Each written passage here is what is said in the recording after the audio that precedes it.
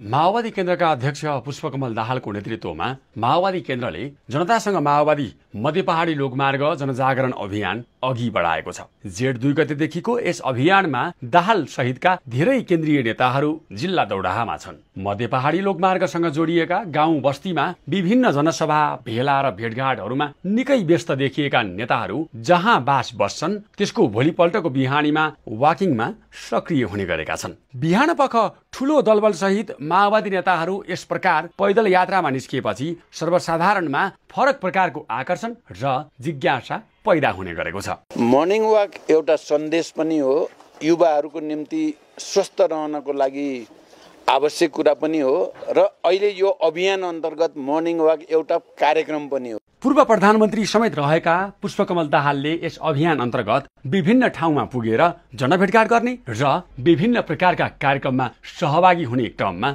सुरक्षा व्यवस्था मिलाउन सम्बन्धित निकायलाई हम्मे पर्छ नै। झन् यसरी पैदल यात्रामा निस्किँदा सुरक्षा चुनौती थप बढ्छ। तर यसरी बिहानपख दाहाल सहितका नेताहरूलाई सजिलै भेट्न पाउँदा सर्वसाधारणले भने खुसी व्यक्त गरे। आफ्नै घर आँगनमा आफ्नो गाउँघरमा आएर घर दैलोमा आएर हामीले राम्रो तरिकाले उहाँलाई भेट्न पायौँ। हाम्रा केही योजनाहरूका विकासहरूका कुराहरू राखेका छौँ।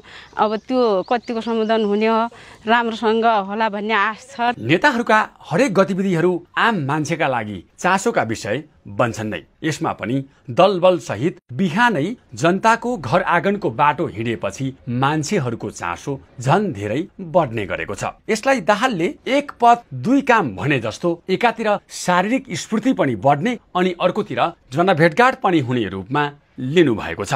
हामी जहाँ जहाँ चाहिँ मर्निङ वाकमा निक्लेका छौँ सम्भव भएसम्म जनतासँग सम्पर्क पनि गर्ने, भेटघाट गर्ने र उहाँहरूका केही कुरा छन् भने सुन्ने छोटोमा गर्ने गरेका छौँ र त्यसबाट साँचो अर्थमा जनताको मनमा के छ भन्ने कुरा त्यहाँबाट देखिन्छ। मर्निङ वाकको बहानामा मात्रै नभएर अरू बेला पनि नेताहरू सकेसम्म सामान्य रूपमै प्रस्तुत हुने र सहजै उपलब्ध हुने गर्नाले जनसम्पर्क र जनविश्वास पनि बढ्दै जानेछ।